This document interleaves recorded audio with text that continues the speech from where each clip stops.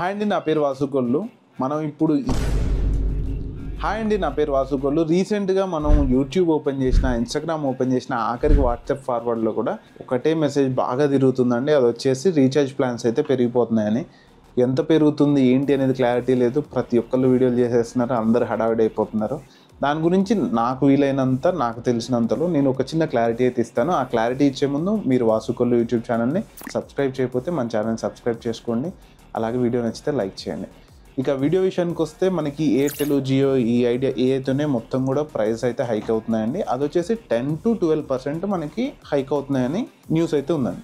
10 to 12% అంటే for example 199 plan వచ్చేసి మీకు 222 అవుతుంది. ఈ 199 ప్లాన్ ఏదైతే ఉందో 222 అవుతుంది, అంటే 23 రూపీస్ పెరుగుతుంది. అలాగే మనకి ఈ 899 ప్లాన్ ఏదైతే ఉందో 1006 రూపీస్ అవుతుంది. సో ఇలా అయితే ప్రతి ప్లాన్కి వేరియేషన్ వచ్చి మనకి ప్లాన్స్ అయితే పెరిగిపోతున్నాయి.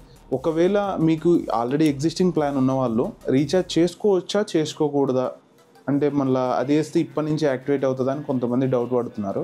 ఫర్ ఎగ్జాంపుల్ మీరు ఇప్పుడు ఎయిర్టెల్ యూజర్స్ అయితే మీరు ఫర్ ఎగ్జాంపుల్ 899 ప్లాన్లో ఉంటే మళ్ళీ మీరు 899 ప్లాన్ వేసుకుంటే ఇప్పుడున్న ప్లాన్ ఏదైతే ఉందో అది కంప్లీట్ అయిన తర్వాత కొత్త ప్లాన్ అయితే స్టార్ట్ అవుతుంది.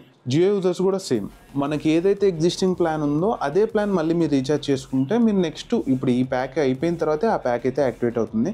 సో అలా వేసుకుంటే ఏంటంటే మీకు కొంత మనీ అయితే సేవ్ అయిపోతుంది. ఇయర్లీ ప్లాన్ ఉన్న వాళ్ళు సేమ్ అదే ఇయర్లీ ప్లాన్ వేసుకోండి, లేదా ఈ 3599 ఉంటే 3599 వేసుకోండి. ఈ ఇయర్ ఇప్పుడు మీరు వేసిన ఎగ్జిస్టింగ్ ప్లాన్ ఎప్పుడైతే ఎక్స్పైర్ అవుతుందో అది ఎక్స్పైర్ అయిపోయిన తర్వాత మళ్ళీ మీరు ఇప్పుడు చేసిన రీఛార్జ్ యాక్టివేట్ అవుతుంది. అంటే నెక్స్ట్ ఇయర్ కూడా మీరు మళ్ళీ ఇదే రీఛార్జ్ మీద వెళ్ళిపోవచ్చు, అంటే ఇదే ప్రైస్ మీద. సో ఇలా కూడా మీరైతే సేవ్ చేసేసుకోవచ్చు. లేదు ఏముందిలే ఈ పెరిగే 100-150 రూపాయలు అప్పుడే నేను రీఛార్జ్ చేసుకోవచ్చు, ఇప్పటి నుంచే మళ్ళీ ఉన్న డబ్బులన్నీ అల్లబెట్టేయడం ఎందుకంటే వెయిట్ చేయండి, పెరిగేది ఎలా పెరుగుతుంది అప్పుడే మనం రీఛార్జ్ చేసుకోవచ్చు. మెయిన్గా ఈ ఇన్ఫర్మేషన్ అయితే చాలామందికి అర్థం కావట్లేదు. ఇన్ కేస్ ఎవరికైనా ఉపయోగపడుతుందేమో అని చెప్పి నేనైతే ఈ వీడియో చేశాను. ఎవరికైనా ఉపయోగపడితే కింద కామెంట్ చేయండి, నేను కూడా తెలుసుకుంటాను.